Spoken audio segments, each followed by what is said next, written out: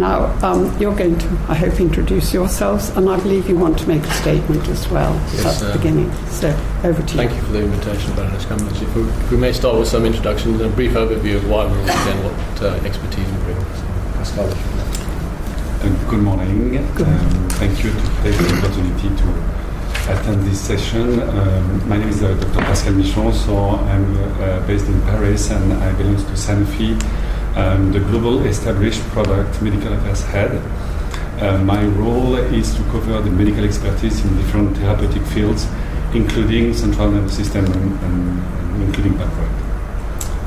I'm Dr. Hubert Bland. I'm the country medical chair for Sanofi UK, and I'm responsible for all medical activity in the UK and accountable for the governance of medical activity here for Sanofi in the UK. Thank you.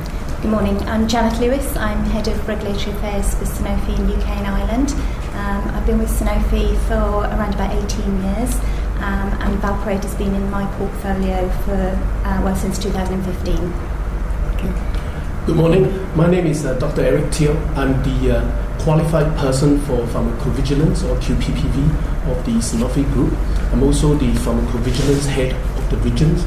So my role is the operation and maintenance of our pharmacovigilance system globally, which is to look at the adverse events reporting, analysis, aggregate and cumulative analysis. So thank you for the opportunity to come over from Paris to contribute to this process. Right, thank you. So who's making the statement? So I will. Thank you very much. Okay, thank you. Dr. Bland. So I'll begin by reading the prepared statement, but we look forward to having a conversation with you on this important topic and answering any questions and providing any information that we can. On behalf of Sanofi, I want to say that we're acutely aware of the difficult situation that a family may face when having a child with malformations or developmental disorders that may be related to the mother's treatment with medication during pregnancy. So we understand the concerns that families that are affected and their need to be heard. We're pleased to be able to input to the work of this review.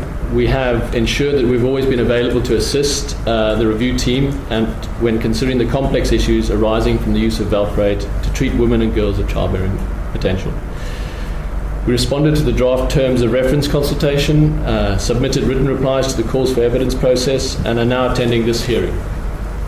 You'll be aware that the issues surrounding the use of surrounding the safety of valproate-containing medicines in women of childbearing age is incredibly complex and spans a period of at least 45 years. This will be apparent from the volume of information within our written submission and the submissions of others that you've heard. Notwithstanding this, we hope to be able to answer as many of your questions as we can today in relation to the review scope.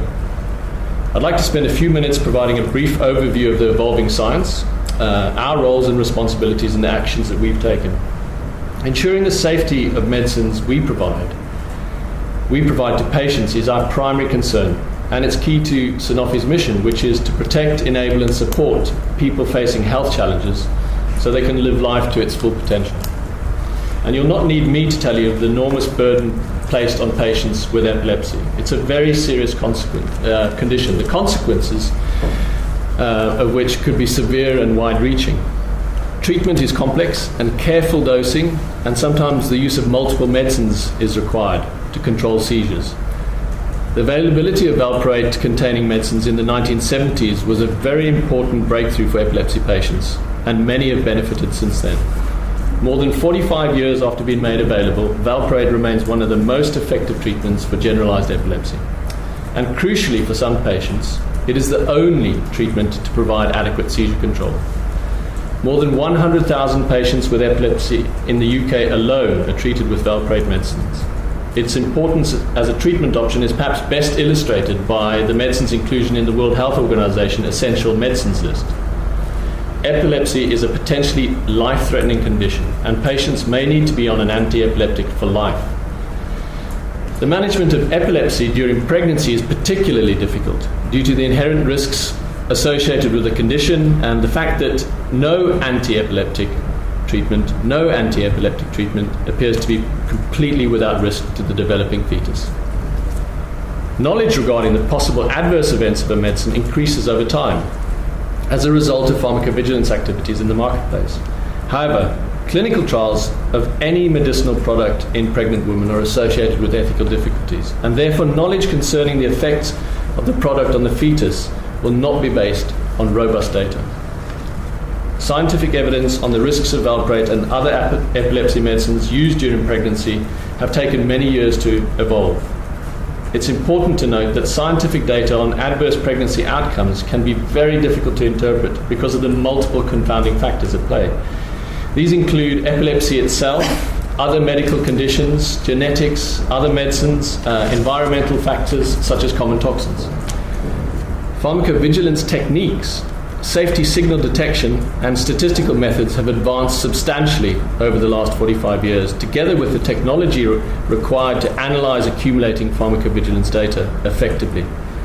Our understanding today of epilepsy and the risks of treatment is significantly greater than it was in the 1970s. There are 4 principal participants who develop, consider, and act on the information regarding the risks and benefits of valproate and medicines. Firstly, the license holder. Companies like ours carry out continued monitoring, testing, and reporting of adverse events to the regulators throughout the life cycle of the drug. We update the regulators as information becomes available that might impact the benefit-risk profile, and we make proposals to the regulator on the information we believe that should be included in the label for prescribers and patients. The medicines regulator, the EMA at EU level, the MHRA here in the UK, have a responsibility for safeguarding public health. They are responsible for supervising the marketing authorization and ensuring that the benefit-risk balance for use of the medicine remains positive in the context of the developing knowledge and notably pharmacovigilance data. They review the totality of information regarding any medicinal product, including adverse events and information reported by all license holders, healthcare professionals, patients, and published scientific literature. Based on this assessment, they determine the wording of the product information for healthcare professionals and patients, which will allow the product to be used effectively and appropriately. Healthcare professionals are ultimately responsible for the care that patients receive. They are in direct contact with patients and are the only ones who have specific information with regards to the health and personal circumstances of the individual patient. Patients, together with their healthcare professionals, participate in a healthcare plan and take an informed decision on their treatment. We believe the role of all 4 groups need to be considered. Since Epilum was first put on the market, the product information has been consistent with the developing state of scientific knowledge. The first Epilum datasheet in the UK mentioned teratogenic risks detected in animals and included appropriate prescribing recommendations. It referred to the use in women of childbearing age, stating that, and I quote, "Any benefit which may be expected from its use should be weighed against the hazards suggested by these findings." Over subsequent years, the science evolved, and further data were collected on the use of this medicine. Sanofi notified the UK regulatory authorities of developing scientific knowledge in a timely way, and we made appropriate applications to update the product information even where the evidence fell short of an established causal relationship. These proposals were then assessed by the regulators, who, as you know, have the final say in the wording of the product information, and it was the regulators that had the final responsibility for ensuring that the information provided to the healthcare professionals and patients reflected contemporaneous scientific and medical evidence. It is important to note that pharmaceutical companies are not permitted to interact directly with patients and may not provide a medical advice to individual patients. Pharmaceutical companies, in collaboration with the regulator, play a role in disseminating new safety information and educational materials when the regulator decides that such information is necessary. We have worked and continue to work on a wide range of initiatives to support patients and healthcare professionals in considering the complex issues related to the management of epilepsy and bipolar disorder using valproate. This includes working closely with the MHRA to implement recommendations that we made to the Pharmacovigilance Risk Assessment Committee at the 2017 European Medicines Agency public hearing. In 2018 alone, we distributed over 150,000 packs of educational materials, including patient-facing information, healthcare professional guides and posters. We are currently producing new websites for healthcare professionals and patients. I've outlined the roles of the relationship between ourselves and the regulator, but I want to mention the role of the healthcare professionals and the health service. It's the responsibility of the healthcare professionals to ensure that each patient receives advice on the most appropriate treatment for his or her condition. This includes taking into account the benefits and risks of available treatment options, conveying information to the patients which allows them to make an informed choice over the care they receive. This requires healthcare professionals to keep themselves up to date with the evolving knowledge on the medicines they prescribe. They are required to alert patients to the relevant risks and carefully implement risk mitigation programs. This can only be achieved if healthcare professionals are effectively trained on the treatments they use. As knowledge evolves through appropriate systems and processes and are given adequate time for the proper implementation of risk minimization programs. In conclusion, valproate is a highly effective medicine for a life-threatening condition. For some patients, it is the only treatment that controls seizures, and they may need to be on it for life. The management of any long-term condition during pregnancy is very difficult. The management of epilepsy during pregnancy is particularly challenging. However, women with epilepsy should not be treated with valproate during pregnancy unless there are no suitable alternatives. During the European Medicines Agency public hearing in 2017, we heard powerful testimony from neurologists who explained their reasons for recommending the use of valproate in some women of childbearing potential. They argued that it should not be entirely discarded as a therapeutic choice for young women with epilepsy. For some women, it will be their only option to control potentially life-threatening seizures. Sanofi continues to work with the medicines regulator to implement risk minimization measures. All participants in the healthcare system, license holders, regulators, healthcare professionals and patients, have their role to play in ensuring the safe use of medicines. Collectively, we must ensure that healthcare systems are able to support the safe use of important medicines such as valproate, based on the latest scientific literature where these are clinically appropriate to the right patient. Thank you. We look forward to your questions. Right. Well, thank you, Dr. Bland, very much for that, because it was extremely comprehensive. And I have to say, I think we did know some of that anyhow, perhaps not all of it, but I suspect most of it anyhow. You were talking about really about the monitoring and the testing and all the other the other processes that you use in order to make sure that epilumid is a successful medication for women of childbearing age. But can you actually confirm that there is a causal link between valproate when it's used in pregnancy and the congenital malformations and the neurodevelopment delay that we've also discovered talking to patients? We've been privileged in a way which is not open to you, in that we have talked to hundreds and hundreds of women and their families, and we have met some of the young people who have suffered from malformations due to valproate. So we've seen all that, and I appreciate that is a route that really isn't open to you, and I want to explore that a bit further on. But if you could just confirm this causal link, it would be helpful. Yeah, if I may, like my colleague Dr. Teo, just to talk about how the causal link and the knowledge around causality has been established over the years.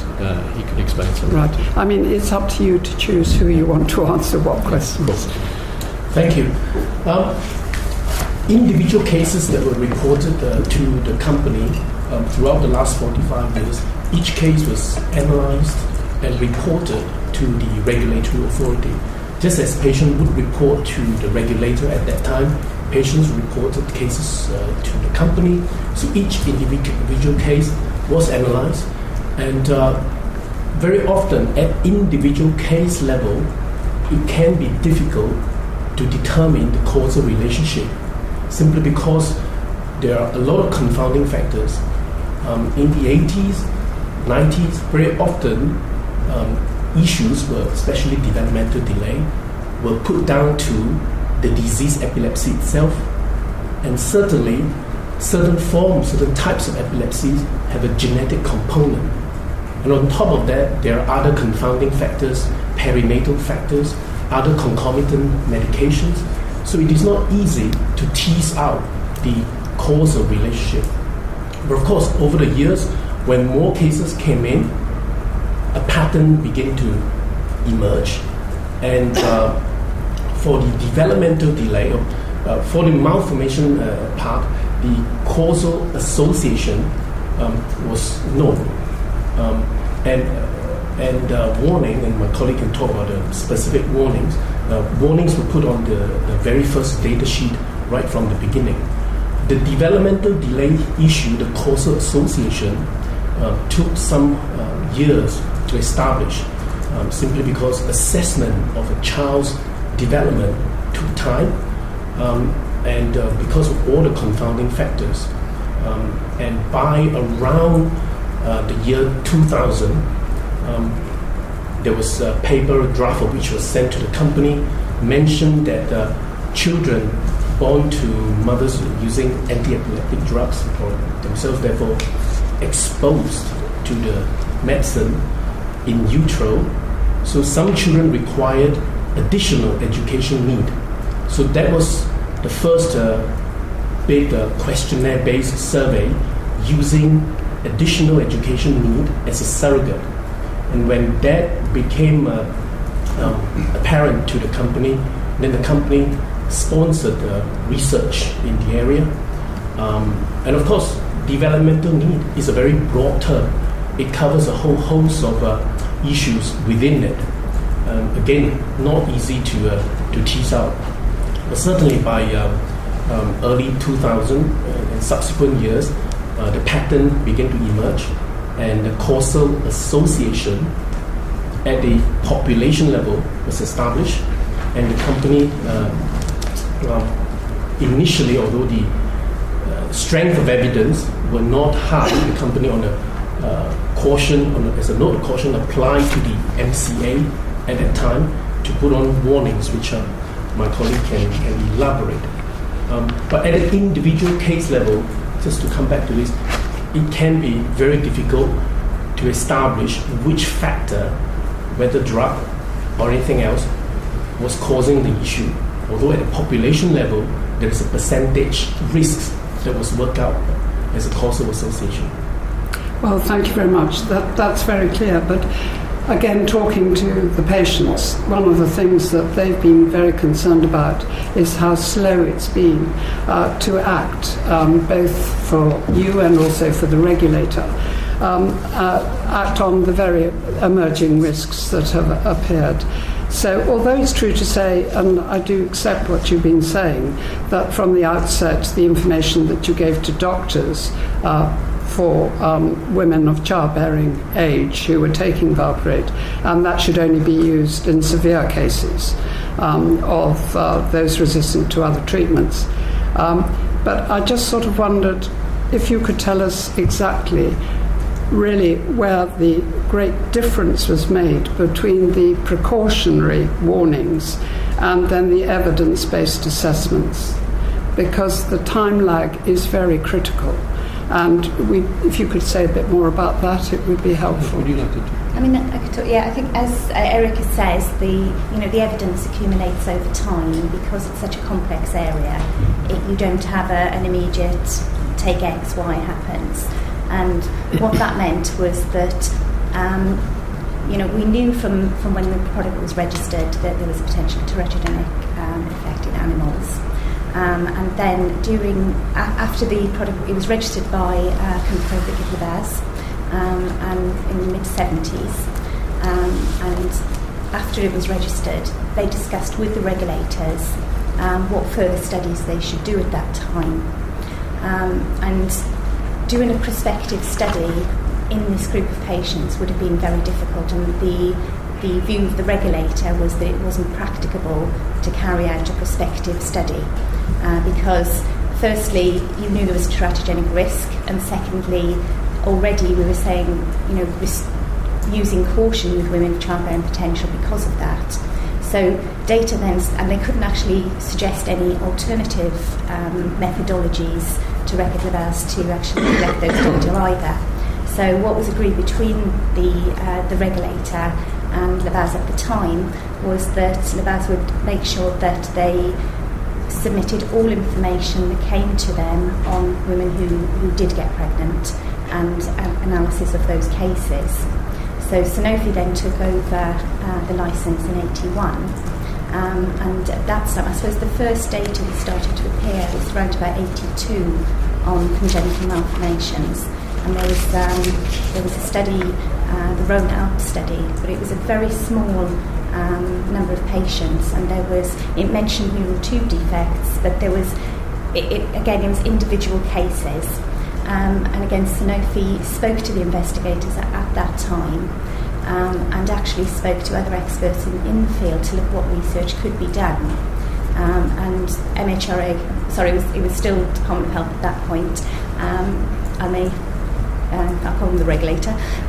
So at that time, again, those data were reviewed, and in the mid-80s, there wasn't enough data to actually say anything substantial. But at that point, the information to doctors was updated just to say it should be used in caution with women rather than just consider the hazards. So it wasn't until between the 82 and late 80s there were more small studies being done, and again Sanofi sponsored a study that ran between 82 and 88, which looked at women with epilepsy who became pregnant. Again, there was no conclusive data that came out of that, and also there was then a number of smaller studies. We have detailed them in our review. I haven't got details of all of them in my head at the moment, but basically by the late 80s, it was recognised that there was a risk of congenital malformations in women, in humans, and that was the data sheet was updated at that stage. And then in the early 90s, there was information on neural tube defects specifically added with an incidence at that point of 1%. And then during the 90s, more information on congenital malformations came to light, the types of congenital malformation, the fact that there was a dose relationship, and that if someone was pregnant, it was best to use the lowest effective dose, and to use split doses. So as this information became available, there were a number of updates to the product information during the 90s. Now all that information was submitted to the regulator as it became available, and Sanofi analysed those data, the health authority analysed those data, and ultimately the final wording that appears in the data sheet, it's actually for the regulator to have the final say on that wording. So there were small changes made as information became available through the 90s. And then on developmental delay, it was really the first real data that pulled something together was in the year 2000. There was the ADAP paper. 2000. 2000.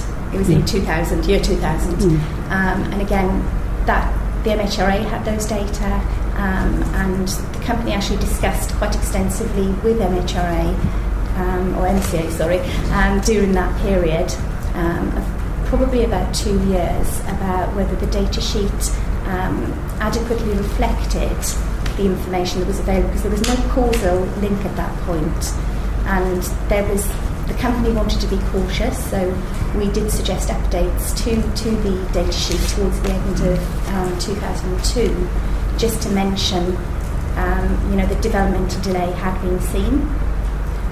So again, in discussion with the regulator between 2000 and 2002, it was felt that that update wasn't required, and the regulator said that our data sheet adequately reflected the information available. And then in 2003, developmental delay was added to the data sheet.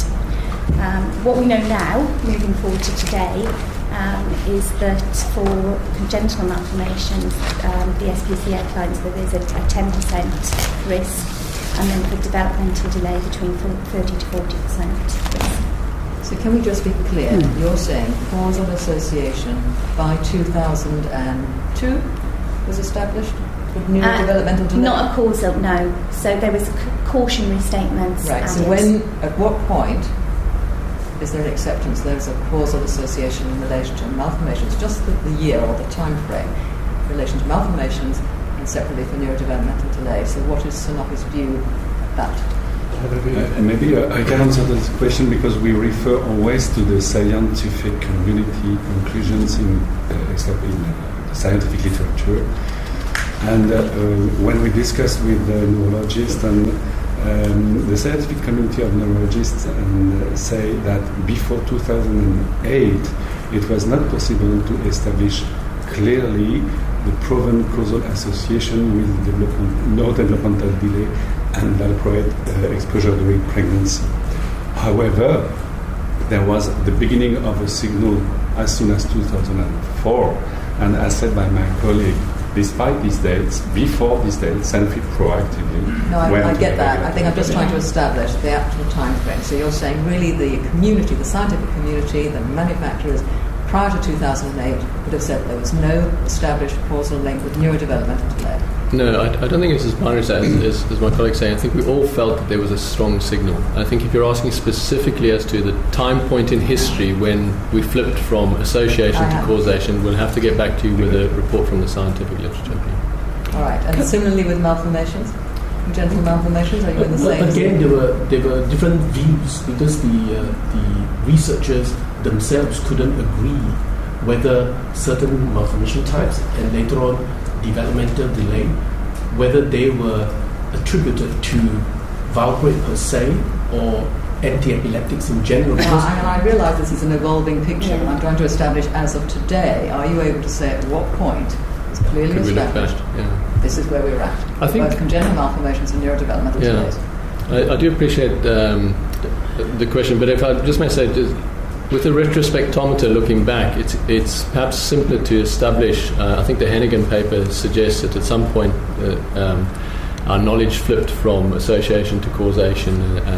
But one has to reflect on it's really important that one reflects on the fact that at the time, the ability to accumulate those information didn't exist. The ability to evaluate those information didn't exist. The methodologies for cumulative methodological analysis didn't really become routine until the mid-90s. No, I understand that you can't now look back and say, well, you could have done all of these meta-studies then. That's not the question I'm asking. The question is, at what point, if there is a point, are you saying that it was accepted at that time, on the knowledge that was available, it had become a causal association for malformations and then separately for neurodevelopment? Yeah, we will have that information, and we'd have to check where the wording in the SBC actually changed. So I think, Pascal, you said it was around 2008 for developmental delay. So 2008 is probably, you'll come back and confirm we'll that. Confirm 2008 that. for neurodevelopment. We'll have similar for congenital malformations. Really but I think what's important is that we actually, and that's why the data sheet evolves as science evolves. And so that link where you had an association, the wording described that association, and then as the data became more available, then those warnings were strengthened appropriately in conjunction with the regulator. But you'll come back to confirm for us specific timeline. Thank you. Right, thanks very much indeed. Can I just ask, leading on from that discussion, thinking that you are a global company, that you're in other parts of the world, and presumably also manufacturing and dispensing, not dispensing, but distributing, I should say, valproate. Can you tell us, is there a difference in other countries? I mean, are we in the United Kingdom different from, say, the histories in other countries, and indeed, were they more cautious? Other countries, were they less cautious? How is the thing developed? I tried to get a bit of a comparison. Jen, do you think from a regulatory perspective, the way that the company works is that after signal detection and when we have new information, we have a global labelling committee that produces company called safety information. And then each country is actually sent that same information to be submitted to the regulators at the time it's available. Now, how the regulator interprets those data can vary across countries. I can't really give you information at this particular point because I haven't looked at how different countries have interpreted the information. But the regulators in those different countries have received the same information from Sanofi within the same timelines.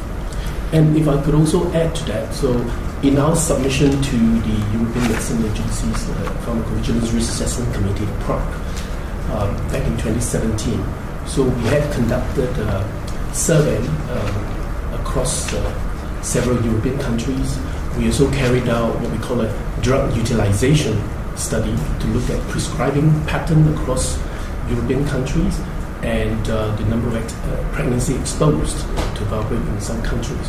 So the results of those interim analysis in 2017 were available, which we presented to the PRAC, which we can share with you. The final analysis is currently under preparation.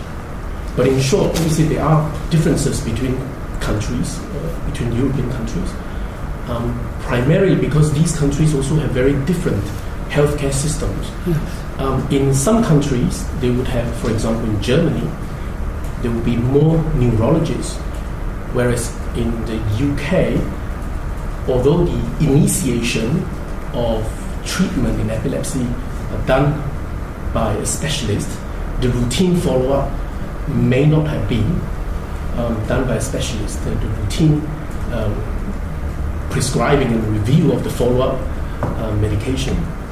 And again, in Germany, in some other countries, pregnancy planning, counseling for pregnancy, they are different. They're differently set up from the UK. The UK is known to have a relatively high unplanned pregnancy rate.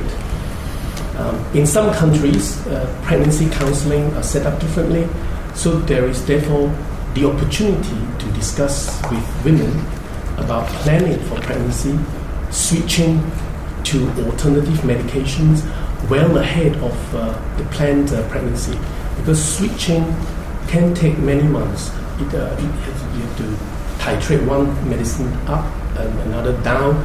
It's a long process during which recurrence of seizures is a real risk and needs to be monitored very carefully. So yes, there are differences amongst various countries in the usage, in the number of pregnancy exposed, and we will be happy to share with you the results of the final results of the analysis of that drug utilization study once that is finalized, which we hope fairly soon. Can I just pick up on if we think about the things we've been talking about so far, information around risks made available to both patients and healthcare professionals.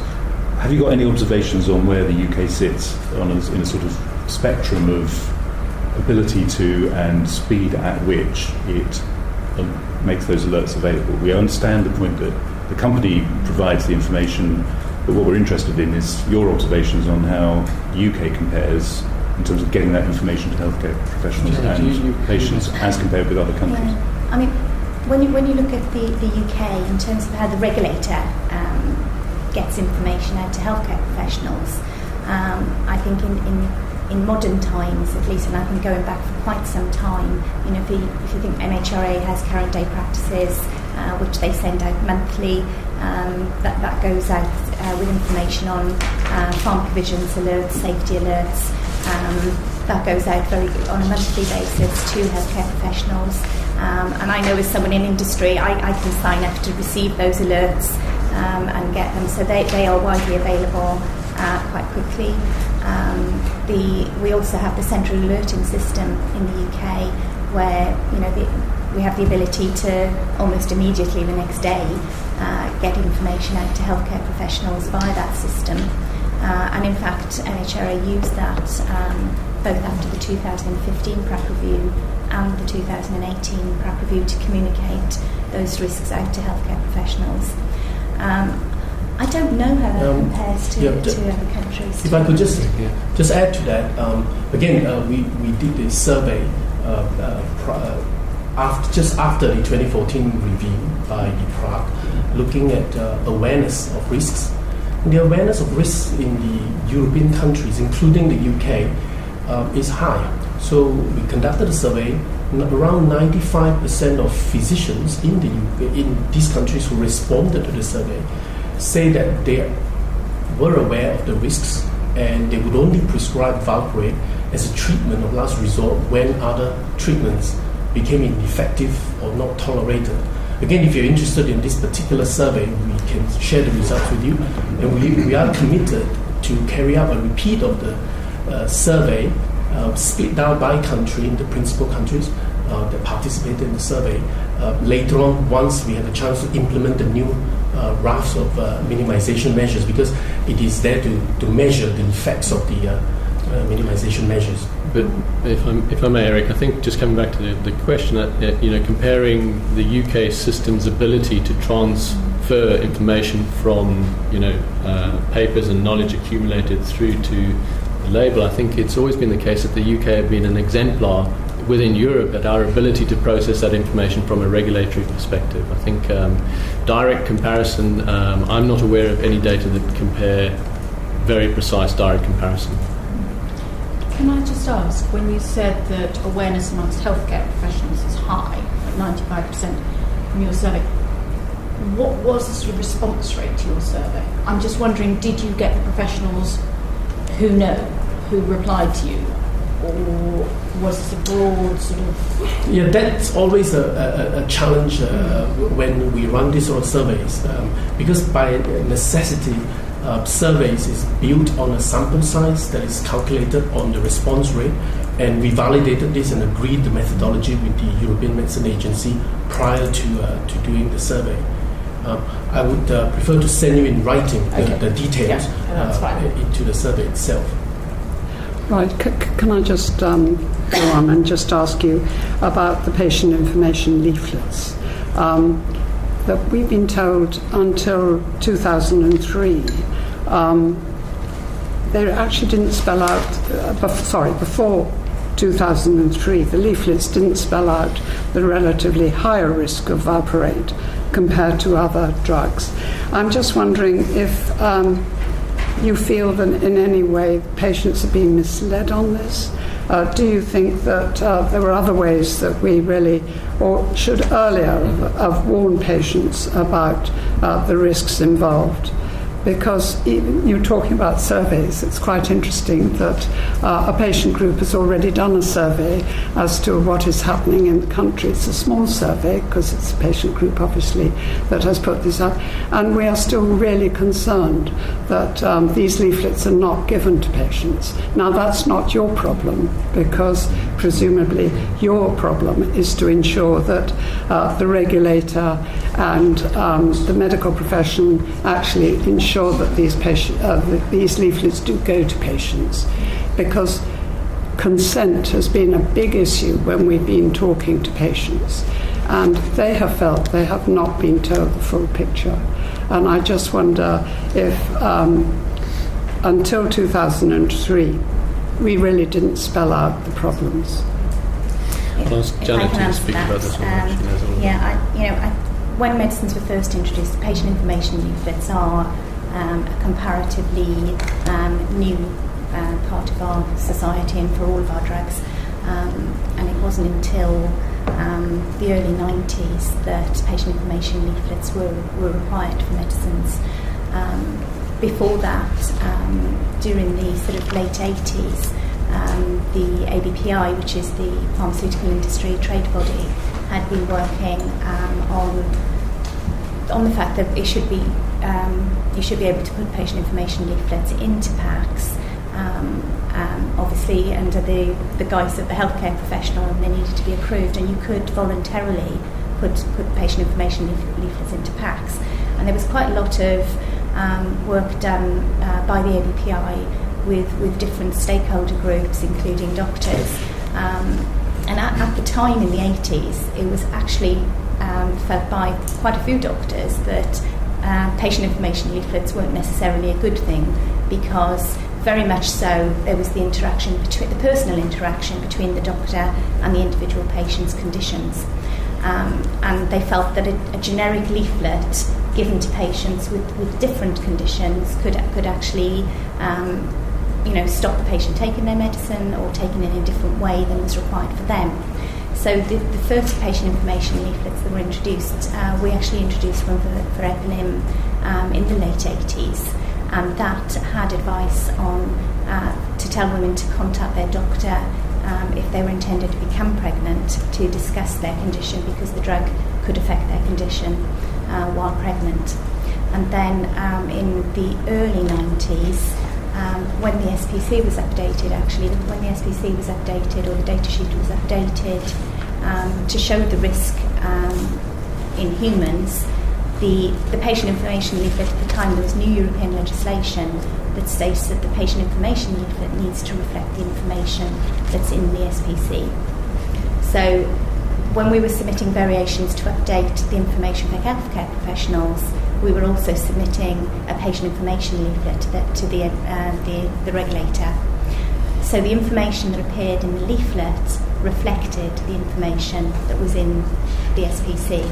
And in fact, it was in the early 90s, so it was in 94, there was actually information in the patient information leaflet to say that there was a risk of spina bifida, neurotube defects, and a 1% chance of women having a child with spina bifida.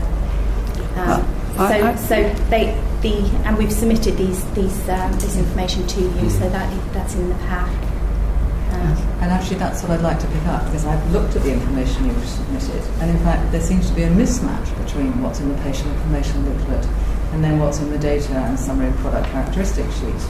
So if we were to go back to 1989, and I accept the point that it wasn't mandatory at that point, it was purely voluntary, and I accept also that you're saying you were following the ABPI guidelines, but they conclude that in fact the summary should be a reflection of what's in the SPC at the time, or at that time the data product sheet. But as you pointed out, the first PIL just simply talks about tell your doctor if you're pregnant or thinking about becoming pregnant, and yet the data product sheet says an awful lot more. It talks about increased incidence of congenital abnormalities in offspring born to mothers with epilepsy, both treated and untreated, and talks about neurotube defects and specifically mentions the 1% risk. So the pill does not actually reflect the comparative product information sheet. And then by 1994, when it is compulsory to have a PIL, you're right, it talks about spina bifida and talks about a percentage increase of 1% risk, but in 93, 94, already the product information sheets was talking about dysmorphia, facial dysmorphia, and also making a link with different daily dosages. So this point that the patient groups say to us that the patient information leaflets simply don't actually reflect, there's a sort of catch-up going on. Something comes out in the product characteristics and then it's a little while later before it appears in the pills. If I can go back to the first voluntary pill, and that was done according to the ABPI guidelines, and the ABPI actually did set out particular wording and phrases that should be used in pregnancy. So at that time,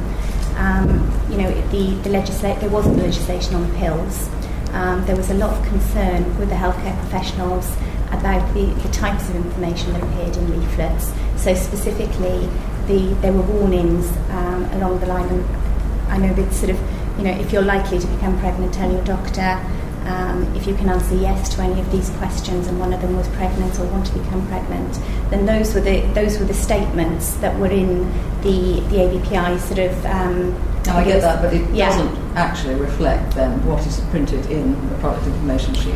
And that was because at that time they were voluntary. There was no legislation around patient information leaflets. But once the leaflets became mandatory, then the legislation said that they should reflect what was in the SPC. But again, it's in accordance with the regulator, so we submit information to the regulator. So that's your and point. The regulator decides as the final decision on the wording. The regulator that determines that it wouldn't actually reflect exactly so what the was in regulator reviews our data, reviews their data, and they have the final say on what the final wording is in both those documents. I think another point just to make is that because for many women who stay on valproate, it is an important life-saving medicine for them. And the difficulty and a lot of concerns in the past has been that if direct information is put into the patient information leaflet, there is always the concern that it could lead to sudden cessation of treatment, sudden disruption of the medication before the patient had the chance to interact with the physician and then get the proper advice. And this would have then brought on the recurrence of seizures, which in some situations could be quite devastating for the patient. No, I fully understand the sort of contextual thinking at the time. I just wanted to make sure that we're quite clear there isn't actually a direct match, that there is a mismatch, and that really maybe we need to talk about that with the regulators and about the thinking around what to tell patients. And I think that has developed as well as time has moved forward. And again, we look in the context of now compared to the context of 30, 40 years ago, and the world is a different place. People get information from so many different places. And if you look at the patient information leaflets today, it's so much more information there than you would have had 30 or 40 years ago, because now it's all around people being able to make that informed choice, and I think that's recognised across society these days. And I think importantly, if I may, it's Sanofi's position that for all of our medication, the information should be equivalent in whatever source, in whatever geography we distribute it. But we continue to work with the regulators to make sure that happens. And when you say that sort of you provide data to the regulators, you analyse, the regulators have the data, they analyse it, how often do you get sort of discrepant views on what should and shouldn't be included in terms of information? And how often are the views fairly closely aligned? Janet, do you have most interaction with them? Mostly I would say they are quite closely aligned. Eric will probably talk at some stage about signal detection and the information that we submit. But obviously we are submitting all our data to the regulator, and the regulator will be getting information from other sources as well. And I mentioned earlier around about the 2000, when the data on developmental delay were becoming apparent. And at that stage, the MCA at the time had contacted the company and asked us to carry out an analysis of the data. They were carrying out their own analysis with the CSM and I think the paediatric committee as well. And at one point, I think we were ready to add something on developmental delay and had discussions with the regulator. And it was felt through those discussions that in 2001, for example, that the current data sheet was in line with the information and that it wasn't the right time to update it. Towards the end of 2002, the regulator was in agreement that we should add something, and then we submit some wording, and the final wording was slightly more descriptive than the original wording we'd submitted. So normally the understanding of the data is fairly consistent, but the regulator has the final decision on what wording actually ends up in your documents. Does that answer your question? Yes. Yeah. Can I just ask about your relationship with patient groups? And as I understand it, you really cannot contact or take information or have a helpline or anything like that for individual patients. Is that right? So that's because of the law of the land and the regulator and all the rest of it. But one of the things that has been produced, and I'm not sure what your input was to it, is the Pregnancy Prevention Programme, the PPP. Now, the patients have been saying to us that they felt that has taken a very long time to come to fruition, and that they should have had that much, much earlier on. And it's interesting what you were saying, Dr. Teo, about the importance of keeping epilepsy under control, and we absolutely understand that. But we have heard women say to us, if I had realised the risks to my baby, if I had really been told what could have happened, I would have gone without the medication. I would have taken that risk. It's my body, my baby. I would take that risk. And so we've been trying to understand better about the pregnancy prevention programme and whether it's really working. What was your input to that, and why wasn't it done earlier? Janet, please. Okay, so in terms of there's two things there. There's the pregnancy prevention programme itself, and that was actually approved by the PRAC. You're all aware what the PRAC is, so I don't need to do that. So that was approved by the PRAC after the 2017 review. So towards the end of 2017, the company had actually proposed the pregnancy prevention programme to the PRAC because we felt that the earlier PRAC review actually has all the components of a pregnancy prevention plan without it being a formed one. So there wasn't a contraindication and a pregnancy prevention plan, but all the same information actually was in different parts of the SPC. So there's a bit which has special warnings and precautions, and as a result of this information still not getting to patients, the company proposed that a pregnancy prevention plan was introduced, and it has quite a lot of measures both for patients and for healthcare professionals, so it tends to be the sort of last resort in terms of risk minimisation measures. So we started talking in the UK to the MHRA about the pregnancy prevention plan before PRAC had actually finalised. And the actual PRAC review was finished in May of 2018, whereas we started working with the MHRA on the implementation of the pregnancy prevention plan in February of that year. Now, I know you'll be aware that MHRA have a broad stakeholder valproate group, and one of the things that MHRA thought was really important and we agreed with was that the stakeholders had an opportunity to input into the materials as they'd be finalised. So I've actually brought them along for you in terms of what we had, because my feeling is that actually in terms of the timing there wasn't a delay in getting these packs out to people. We started, we had the final wording from the PRAC, even though the PRAC review hadn't finished in February, and at that time we started moving from having an A4 Word document to producing these documents. And again, with discussion with the regulators and the discussions they'd had with the stakeholder group, it was felt that some of the PRAC wording was quite complicated, some of it was quite long, and really they wanted some focus on the main messages to get out there. So they asked us to come up with a patient guide that was attractive rather than A4 pieces of paper. So we submitted these to MHRA in February, and then they worked with stakeholders on all of these materials. And I don't know if you're aware that there's quite a few materials. There's a healthcare professional guide, a patient card. We did some posters for pharmacies. There was obviously the annual risk assessment form, and also we did some stickers for pharmacies as well, which I can talk about a bit later.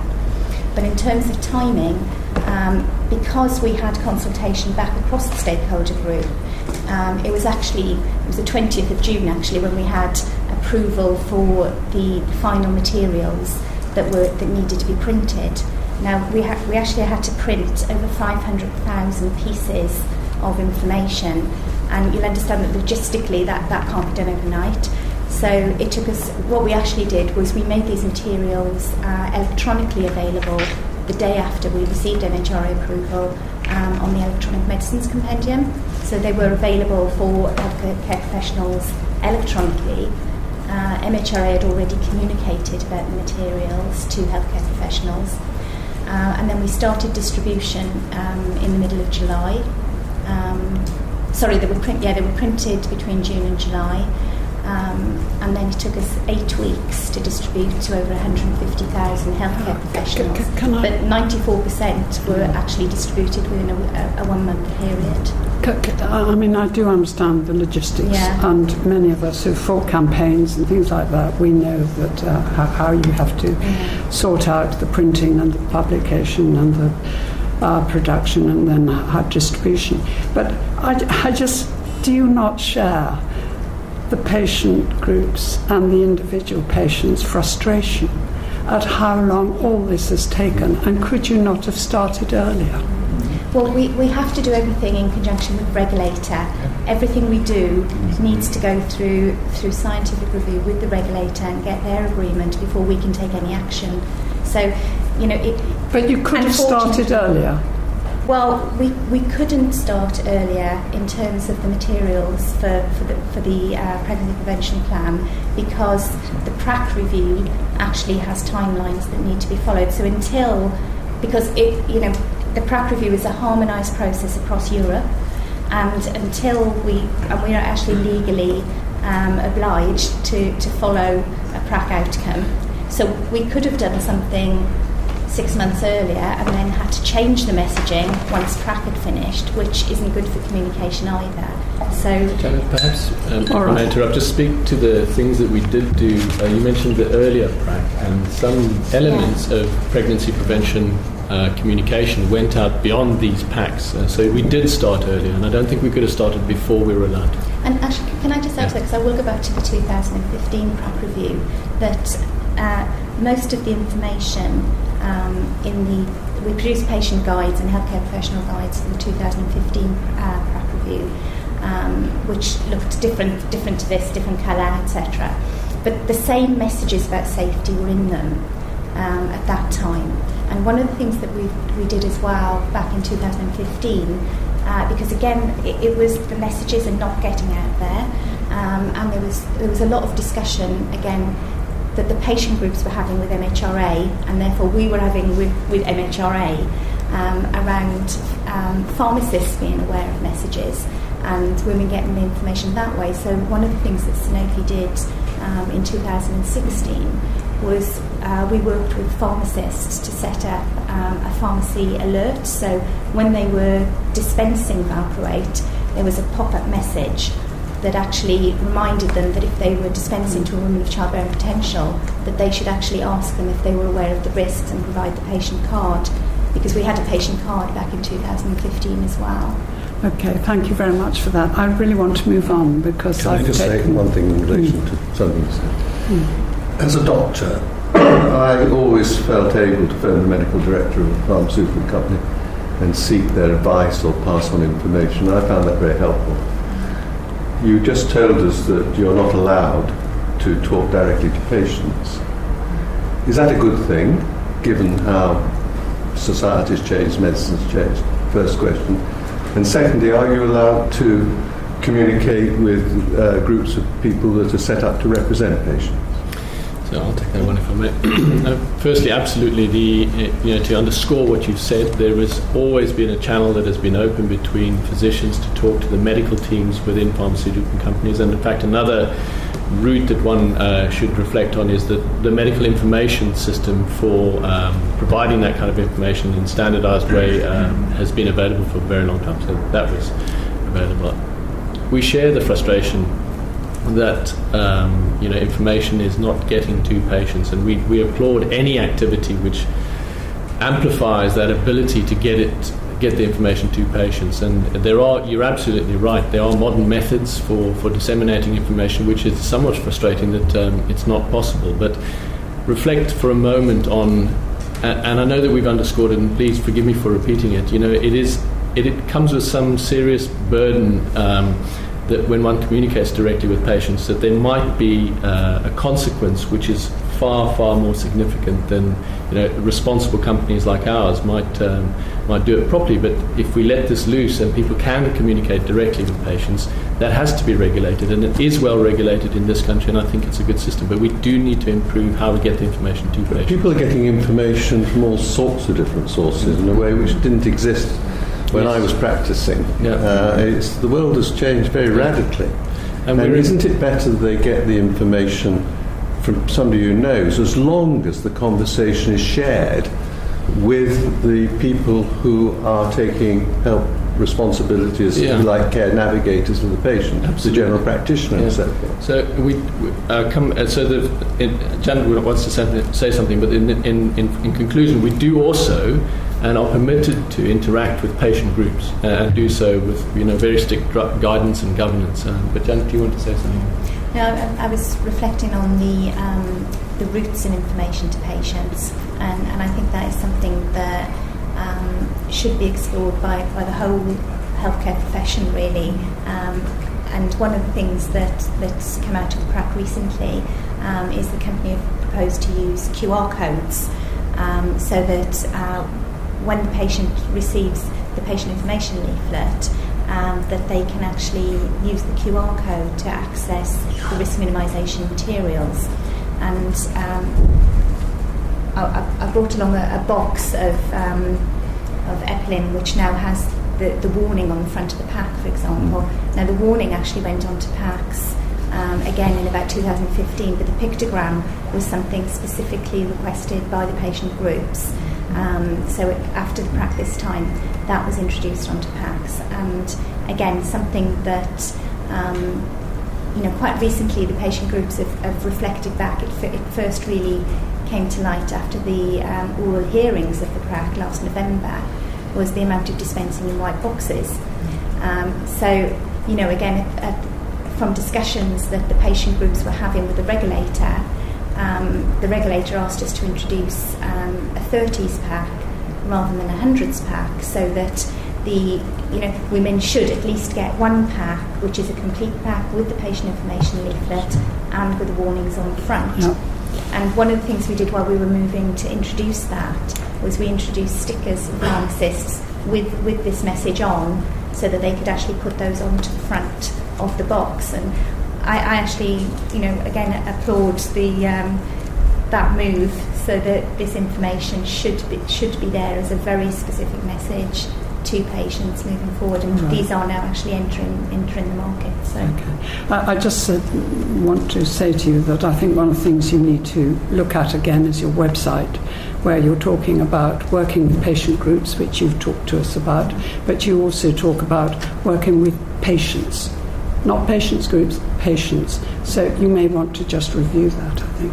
Simon, do you want to? Well, I mean, the thing that strikes me about that and about other things, other steps and measures that have been taken, including the PPP as a whole, is this frustration that the patients and patient groups have understandably articulated to us that it could all have happened and should all have happened so much sooner. I mean, if you think about the accumulation of scientific knowledge, and we talked earlier about the point at which causality became clearer, that's well before 2016, 2017 and 2018. And many of these messages have been in the SPC and in the patient information leaflets for many, many years. And it does come back about, the only person who can have that individual conversation with women is their individual doctor. And we really do hope that the introduction, into the SPC, that you must use the annual risk assessment form and have these discussions, is really going to make a difference. And it's with retrospect, you can always look back, but we have updated the data sheets and the information to patients as information has become available and as has been approved by the regulator, and we've done that in a timely manner within the system as it allows it. Can I just ask, though, you've talked about the route back to the doctors as being they can ring the medical team at Sanofi. Has there always been a route, direct route, not mediated by the regulator, from Sanofi to the healthcare professionals? I'm not sure I understand the question. So when Cyril asked earlier, I as a doctor would be able to read the medical team, and you would say there was always that channel of communication from the doctor to the medical team. Has it worked the other way? So apart from the characteristics form, the summary characteristics form, what is your communication with the doctors? Have you been able to do that without going via the regulator? Do you have a routine channel? And how has that changed over time? Yeah. There are There's Dear Healthcare Professional Communication. How long has that been in existence? a number of years, and we've used those over the time. But again, you need to do that in conjunction with the regulator. So you've never? Are you saying you have never had direct communication to the healthcare professionals without having to go via the regulator? Any written communication from your Dear Doctor letter to communicate new risk information is done in conjunction with the regulators. What about promotional? But we do have, we do have medical teams who speak to doctors, and you do have promotional teams that speak to healthcare professionals with messages as well. So there is a history of promotional messaging going out. Yeah. And who controls that? Again, that's the ABPI Code of Practice, so that is controlled by the ABPI. By the ABPI, there's a voluntary code of practice, but they have quite stringent regulations. So we must promote our medicine in accordance with our license.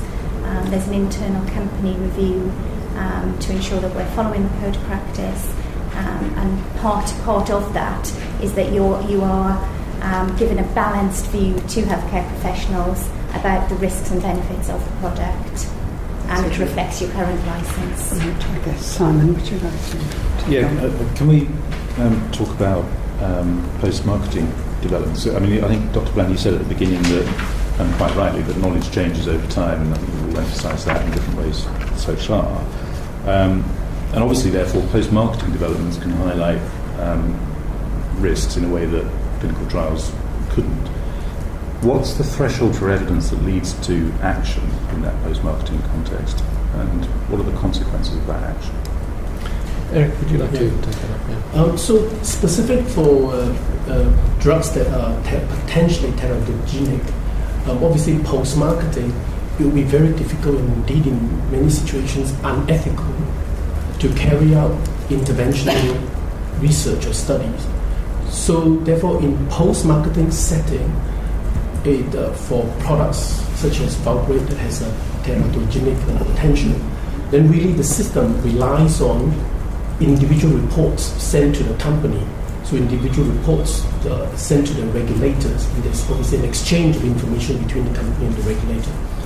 So all the cases that came in from healthcare professionals, doctors or specialist neurologists or patients, each of these cases is thoroughly reviewed within the company, and depending on all serious cases, depending on the threshold, the serious cases are all submitted to the regulator within 15 days, the non-serious cases submitted within 90 days. So these cases are then reviewed in an aggregate or cumulative manner periodically, and when there is a pattern that arises, then the review is done by a senior physician in the company, in our case a global safety officer located in Paris, looking at a global data set, because who determines the point, sorry to interrupt, but who determines the point at which a pattern has arisen? The global safety officer will take the initial view as to whether there is a pattern, and then the initial assessment of the global safety officer is validated or reviewed by the therapeutic area head for the whole therapeutic area in the company, which is then brought to a senior committee called the Safety Management Committee of the company that looks specifically at this pattern, and it obviously draws in not just individual cases, it will be all the literature that was published at that time, what is known about biological plausibility, what is known about the preclinical data, etc. So collectively, the committee would then take a view as to whether there is the signal is valid, and if so, the committee then communicate with the regulator and seek their view and say, this is our assessment, what is your view, and this is our proposal. So if there is a safety signal that is validated and assessed to have a causal association, the company will propose certain measures. I'll give you some statistics. For example, we do this regularly and very seriously across all products. In 2018, there were quite a few, I think 18 total signals derived from cumulative review. There were around 3,400 cases related to valproate that was reported to the company. Now, obviously, the regulators would have a much bigger data set because they receive from all companies. We exchange data. And all these were distilled into 18 signals, which were then assessed, communicated with the regulator. Some would then lead to update in the warning in the data sheet, update in the SPC, and update in the patient information leaflet. So if you take the change in SPC content in the early 2000, 2001, 2, 3, where the summary product characteristics content changed and became a bit more specific, is that as a result of the kind of process you've just been talking about?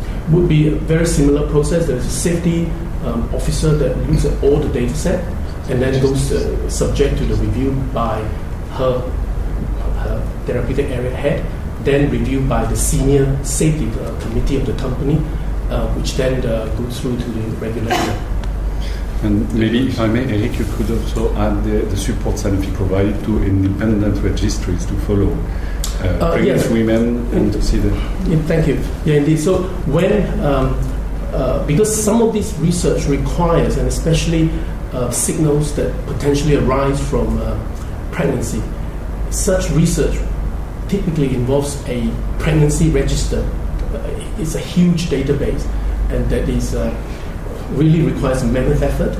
The company contributes. Since we knew about this in the late 90s and early 2000, the company contributes support funding to the UK pregnancy registry, the NEED study, and the European registry called the EURA. So we are very active and try and contribute our best. And currently, we are in discussion with the European Medicine Agency to see what more we can do. So beyond the survey that I mentioned before, we are looking proactively with the regulator, the European Medicine Agency, to see whether we can look into what is a good way of switching patients who are currently on valproate, women of childbearing potential, not gender potential, but women of childbearing potential. What is a good practice to switch them to an alternative prior to planning for pregnancy? So that's one strand of research that we are currently involved in. One of the problems with signal detection is the unknown unknowns, and the fact that if you take neurodevelopmental delay in the case of valproate, it relies on clinicians being able to associate neurodevelopmental delay with valproate. How do you go about detecting an unknown unknown? And does that not cause a safety issue because there's a delay in the process? You hit the nail on the head. I think that's a really difficult problem that we've been grappling with. To detect developmental delay, the doctor has to wait for the child to grow up through childhood, early teenage. And if you look at a paper in 2001, the publication by Adab and Chadwick, the children were aged 6 and 16. It took a long time. And of course, it is also subject to recall. One has to recall what happened several years ago, some 10 years ago, whether there was exposure to one medicine or another medicine, which could confound the effect of the first medicine. So there were a lot of issues and difficulties in running this type of work. So signal detection inherently is difficult. And of course, one would say that do we then err on the side of caution? And again, the company has a senior committee on label called the Labeling Review Committee, which then take the information from the Signal Detection Committee, so it's two different senior committees, and decide what is appropriate language to put into the label. Because if we take a step back in the 80s and 90s, where therapeutic options are quite limited, and all the therapies at that time were all teratogenic potentially. And at that time in the 80s, it wasn't quite clear which one has a greater magnitude of risk compared with another anti-epileptic. So we understand the frustration, and we do. But I think there is also, contextually, it is also awfully difficult for the doctors to decide with the patient which medication to give. Is it monotherapy or is it polytherapy?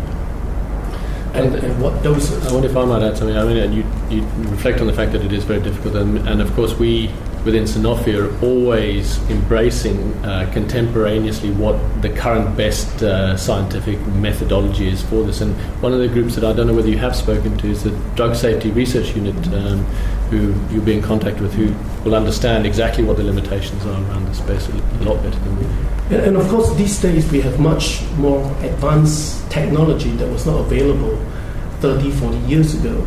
So now we have a global database. So if we want to look at certain signal, we can go into the computer and use preferred term and search and go through thousands and thousands of cases and pinpoint what are the cases that potentially could be linked and cross-linked. This type of technology was not available 30, 40 years ago. So is that system, is the system today of reporting adverse events to regulators, is it efficient and rapid enough? Or would you like to see changes? We would think that we would encourage more reporting, because we know that in general, reporting of adverse events are done probably primarily by specialists.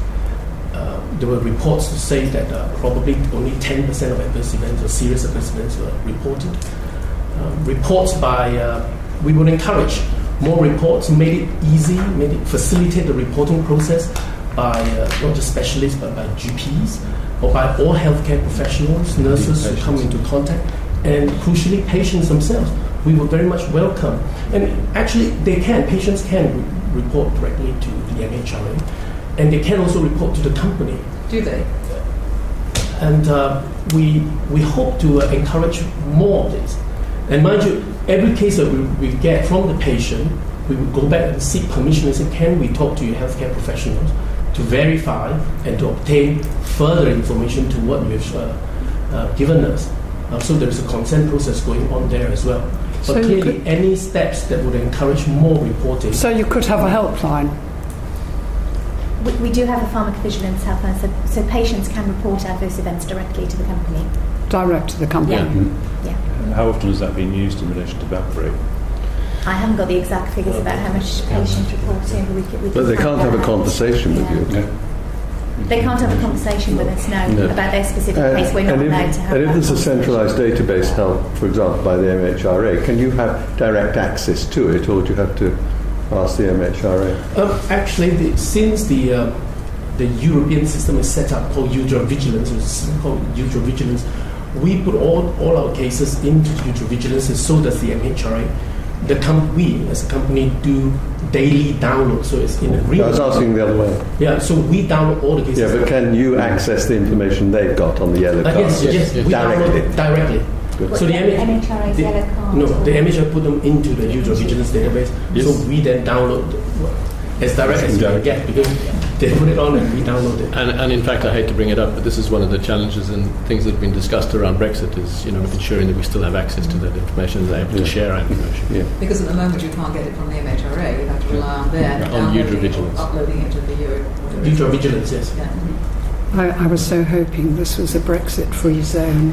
My apologies. All right. The summary product characteristics has often said over the years in the timeline you've sent to us that either said or implied that further research and further evidence is required. And there are various examples of that over the years. Did Sanofi take steps to acquire that evidence? Can you give us some examples where you did? Yes, I think we as a company, we worked hard to acquire where possible new evidence. So I think Janet mentioned before, in the 80s, the company supported the study by Hunter et al., which lasted a 6-year follow-up period. And the company also provided funding to pregnancy registries and sponsored research into neurodevelopmental delay in the late 90s and throughout the early 2000s. So we have been very proactive in supporting research. Some of the research requires genuine nationwide collaboration, and this will be easier in, say, we know Denmark, Sweden, they have national registry of patients, which we don't have in the UK. And in Denmark and Sweden, it's easier to carry out a national survey of how many pregnancies, and then you can cross-link them with how many pregnancies were can be cross-linked with the term valproate, and therefore you look at exposure. You can also look at how a pregnancy or the use of valproate was concomitant with oral contraceptive pill, for example. So in a nationwide database, it will be easier. And how hard does Sanofi in the UK push the UK authorities, not just the regulator but policymakers as well, to follow that kind of good example? Do you push them to do that, or do you just observe that they don't do it? We know that the MHRA are planning to work on a national registry. But I'm just trying to understand whether you take the initiative and say to them, look, this would be a really good idea, there's something we should be doing because it's working in Scandinavia. I think there are initiatives. Drug companies, you can imagine, have been keen to have collective data sets available so that we could research new opportunities and pick up these safety signals. The UK, regrettably, does not have a unified digital system, and I think there's a lot of reflection on whether or not this could be significantly improved, and every drug company would be keen to support that I'm aware of. So, I mean, just to be clear, exactly what are you saying there? I mean, are we talking sort of electronic health records, or are we talking registries, or are we talking... I think everything, for the complete picture in the UK needs to be updated, and we'd support it. Do you have a policy in this area that you've developed and put to regulators as what a better system would look like? I'm not sure that we have, no. But you also have a view. Sanofi as a company don't have a view. I have a personal view that I'd like to see a significant improvement. Would you be able to share your personal view with us? It is simply that. I would love to see, in a world where... but could you describe what you think it would look like, please? I think if... Not necessarily now, but we could write to us with what that would look like. Because actually we are just as interested, or even more so, about the future than we are about the past. I will make this point in brief. What is currently happening? We're seeing significant positive steps. With the health secretary focusing on digital, with the systems integrating far more. And I can also say this: we are aware that there are pockets of activity within the UK, and we can share those with you that we're aware of, where people are getting it right, where data are being shared in real time, and active steps are being made, and it's that we'd like to see. We're very much engaged with this, and so it really would be helpful. And could you bear in mind GDPR when you answer the question? Because it could be a benefit, not necessarily a barrier, but it's a context that we have to be aware of. Perhaps if I could just add two points to that. So coming back to the pregnancy prevention program. So for example, the pregnancy prevention program, we suggest that there should be pregnancy counseling, and initiation of therapy should be by a specialist, and there should be at least one review annually by a specialist. So could we have a system? Is there a system that would enable better counseling and pregnancy planning, and therefore allowing an opportunity to switch the therapy, and whether the system allows annual contact or minimum annual contact?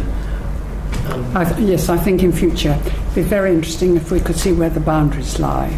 But certainly it would be interesting to discuss with you in future whether you think it would be helpful to you to have the patient organisations, one or two or whatever, actually onto your committees. I cannot tell you how much we have learned just going around the country, listening to patients and to hear their stories, and it has been grueling. It has been so tragic what has happened. And I just have to say to Sanofi that one of the things that has come out so strongly has been the guilt that the mothers feel having given birth to malformed child. The emotional angst, the awfulness of all this has been really horrendous. And it's when you hear it firsthand, it really makes an impression. But, we'd like to think about the future. and if you can think of good ways of doing that. But Simon, I think you wanted to ask one. Yeah, I've got a couple of other things I wanted to touch on. I mean, one of the concerns that the patient groups have talked to us about is the way in which decisions on the risks and benefits of a medicine, valproate in this case, get made.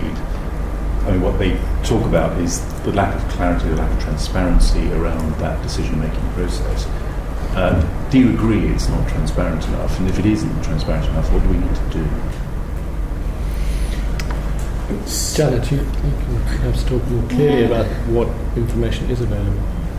I mean, I suppose that from a professional point of view, I think that there is clarity around the process.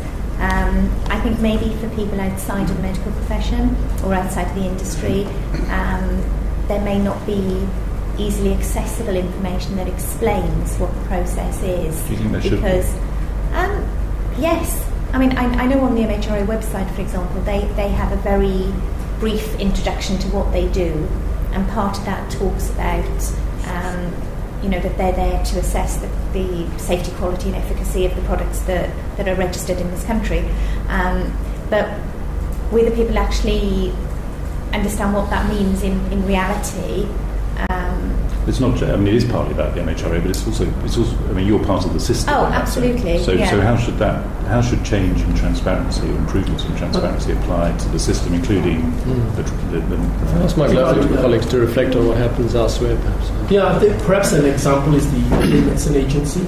So the European Medicine Agency equally recognized the need to engage public and make information more accessible, more transparent. And in 2017, the chair of the PRAC, Dr. Jun Ray, chaired the PRAC at that time, and it was as an engagement tool. The European Medicine Agency held its first ever public hearing. That's to allow information be shared and views be shared in a manner that is more accessible to patient. So that's at the European level. So perhaps that is something that could be considered. And we did participate to this public hearing and made proactive proposals in this context. But what are the barriers? Because at some point, transparency becomes difficult and may become counterproductive. Yeah, I think that so firstly, reiterate what you said, Baroness Cumberledge. I think we genuinely applaud the interaction that you're having with the patients, and listening to the patients is perhaps a really, really important step, and anything that can be done to improve that, we support. The second thing is perhaps we can learn from other areas where there have been patient stakeholder groups who are represented in previously closed environments like ethical review boards, for example. So we now have lay members there, and I'm just thinking off the top of my head, maybe that's one way to help, but not necessarily immediately share what is a very, very weighty document or series of documents. Can I just change the subject slightly? I mean, we haven't talked about Depakote yet, and your written evidence shows that the information provided to clinicians and patients about Depakote is broadly in line with what's available in relation to Epilum. But are there any... I think what's interesting to us is whether there are any approaches or learnings specifically from Depakote that you think we should be aware of. I suppose if you look at Depakote and the current SPC for Depakote, one of the differences between Depakote and Epilum is in the contraindications. So what we've seen with Depakote is that during pregnancy there should be an alternative that a patient can take. So there's a difference in the benefit risk profile of the two patient groups, and maybe it's looking at that as well. That it's not just looking at the product; it's looking at the benefit risk in different patient groups, and the way that the product is used, maybe for different indications, can actually affect the benefit risk. So. Yeah, absolutely. I think to maybe put it in perspective, epilepsy and bipolar disorder are two different diseases. And obviously, as you said previously, it's clear that in epilepsy, some subgroups are more difficult to treat, especially general genetic epilepsy, which represent 20% of all epilepsies, and in this group, up to 1/3 of patients could be resistant to all other anti-epileptic drugs. So it's identified that there is a subgroup where valproate is the only treatment possible. At the contrary, in bipolar disorder, even if there are several alternatives, pharmaceutical and non-pharmaceutical alternatives, and there is no such subgroup where there is no suitable alternative. That's why I would say the benefit risk is positive and reassessed by the PRAC assessment both in 2014 and in 2018. But it's two different diseases, and that's why the contraindication is different. So maybe the epilepsy is certainly a more sensitive, a more tricky disease to be managed. I understand. You talked about earlier about the confounding effects of epilepsy in relation to neurodevelopmental features in particular. I'm just interested in whether you're aware of any studies that look at the effects in the population taking valproate for bipolar in that regard. Are you aware of any studies looking the effect of bipolar on the disease?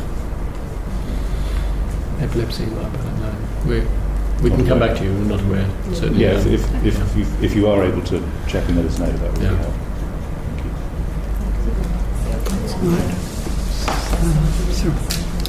Thank you. It's worth mentioning as well that the Depakote in the UK wasn't registered until the year 2000. Mm-hmm. So, a lot of the time where we were looking at those confounding factors, the drug was only registered for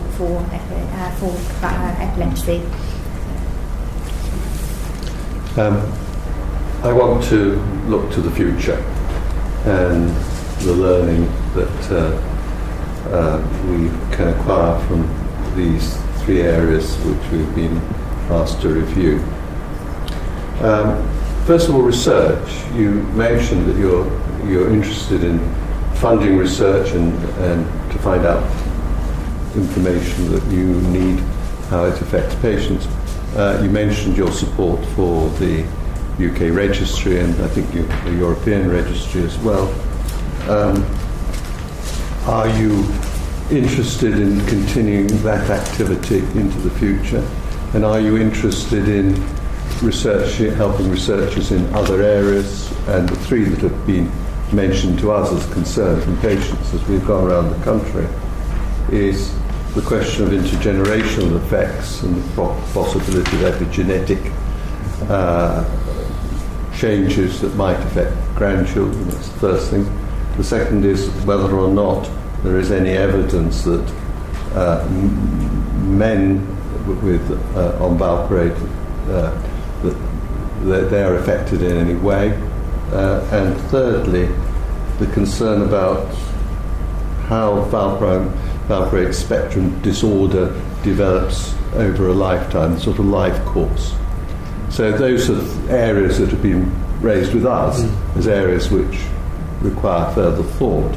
And is the company interested in looking at propositions in these areas to provide help?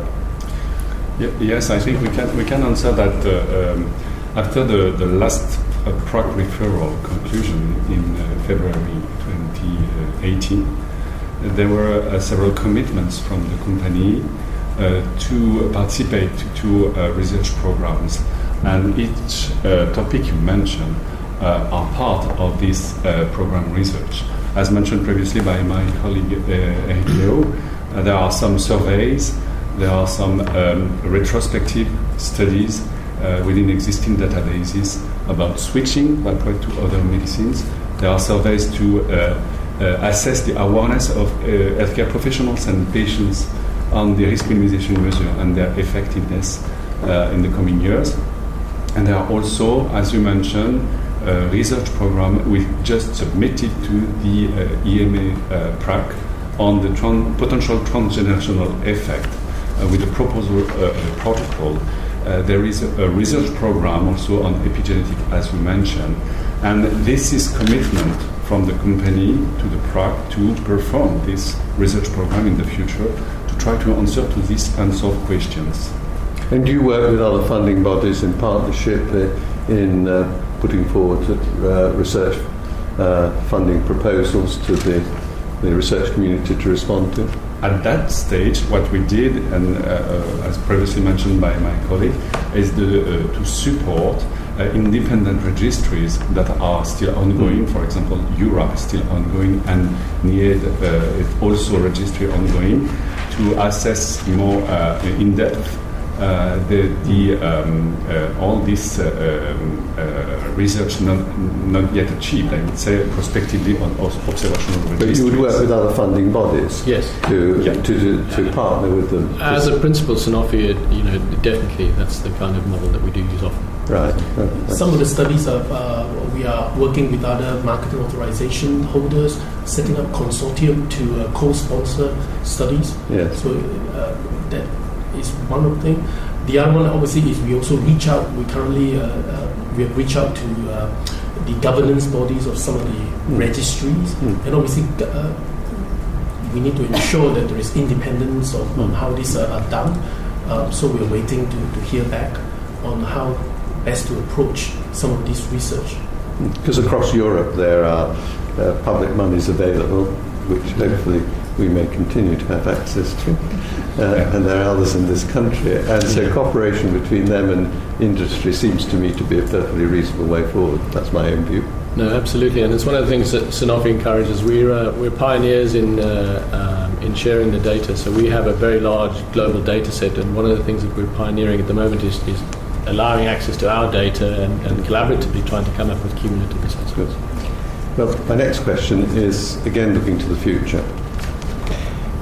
It is apparent to, I think, all of us that when a medicine or a medical device is authorised and comes to the market, now I know there are big differences in medical devices, which isn't the subject of today's conversation, but things happen when the product gets into practice that we didn't foresee. Some are advantageous, and we can give examples of that, and some are not, and the medicine has to be withdrawn in due course. If that happens in some countries, and I have no direct experience of that, I'm simply telling you what I've been told. So, for example, the Nordic countries, the industry as a whole takes some responsibility in supporting people who've been affected when, if you like, the unknown unknowns become known and the patients are harmed. Do Sanofi participate in that sort of program, and would the company be interested in looking further into that into the future? Internationally, I'm not familiar with that program, but I can say that as Sanofi's position as it pertains to Valproate is that we have always discharged our duty contemporaneous with the information that we had at the time. That's not my point. My point. I understand why you make that point, but looking into the future, if there was a new scheme. Would you like to explain the Nordic scheme? The Nordic schemes, and also Japan and a few other countries, they have schemes where essentially there is a levy on market authorization holders, and that is then used to fund a scheme that provides redress when, as we say, when things that weren't necessarily predicted happen. So if, for example, side effects that either weren't warned about or were more severe than were on the data, there would be redress provided and help and support provided by these schemes. Almost an insurance policy for the companies to participate in. I'm not too familiar with it, so personally, it sounds like a good system. I think the company would have to evaluate it, and executives within the organisation would certainly, I suspect, currently be even having the discussions about it. Thank you very much. Right. And my final question is to actually much more broadly look to the future. We can have different views, people have different views about what might have happened, and some of it's the wisdom of hindsight. But out there are a lot of people who say to us it's been too little too late. And so one of our tasks is to to think of ways which we, as a system, and we're not blaming anybody here, we're all in this together.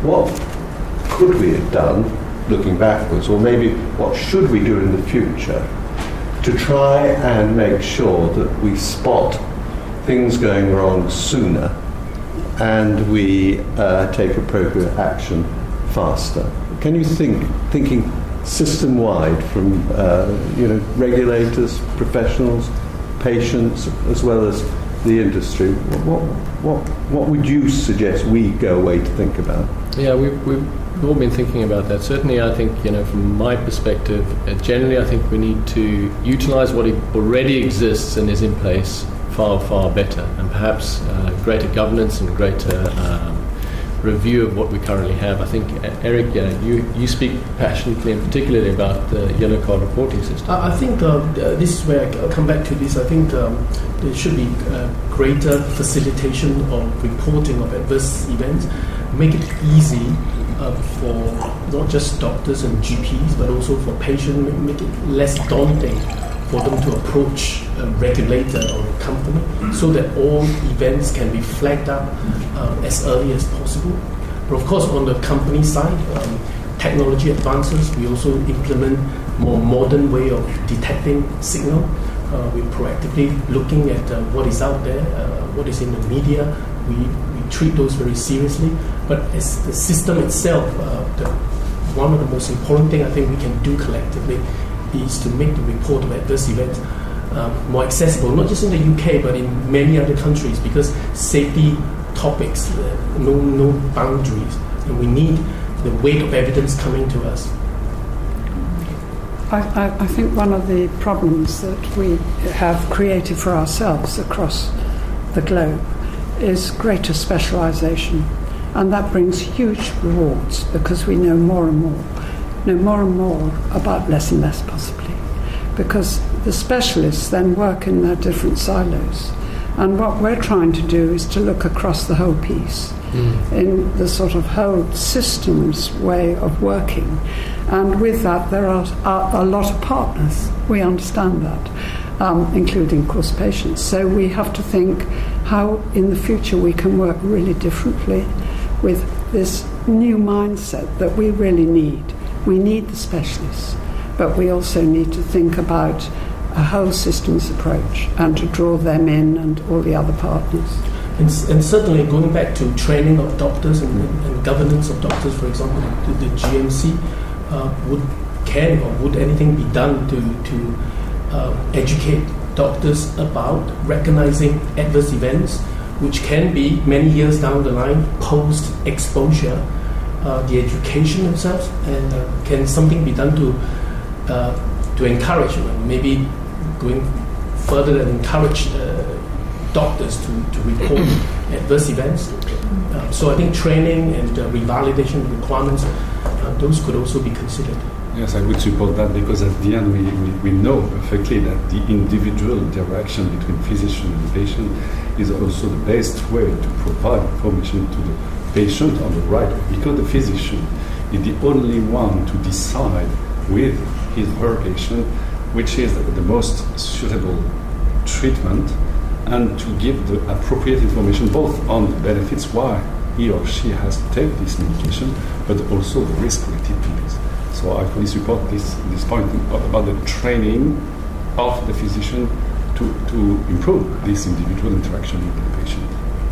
Thank you. One of the things I'd like to add around that is, and the panel mentioned the service, the patient involvement in the process, because I'm quite passionate about getting information to patients, and it's, when we look at cases like this and that the information is there but may not be getting to where it should be, the regulatory system and how it allows us to get approved information to patients, and how the whole system itself can provide that information.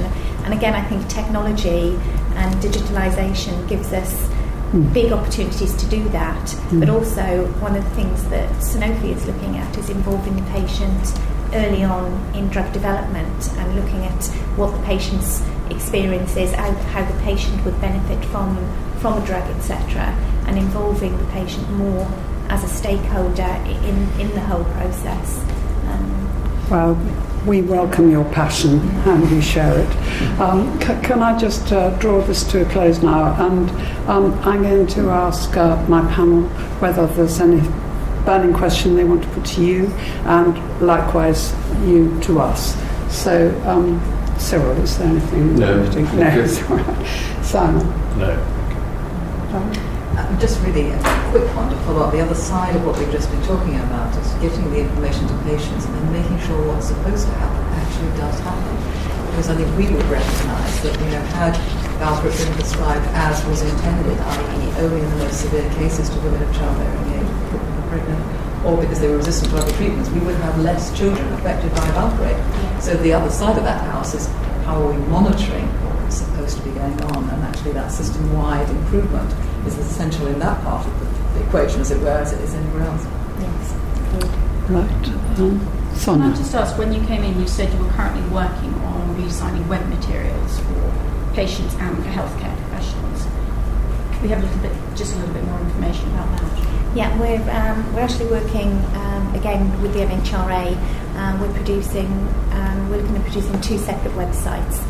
One is for healthcare professionals, and one is for patients. So the one for healthcare professionals, one of the things we're doing there, for example, is there's a video that's been produced, actually starring Eric and one of our medical advisors who works on Epilin, to talk about the PrAC review and the outcome of the PrAC review, and what doctors need to be doing, what healthcare professionals need to be doing to implement the pregnancy prevention plan.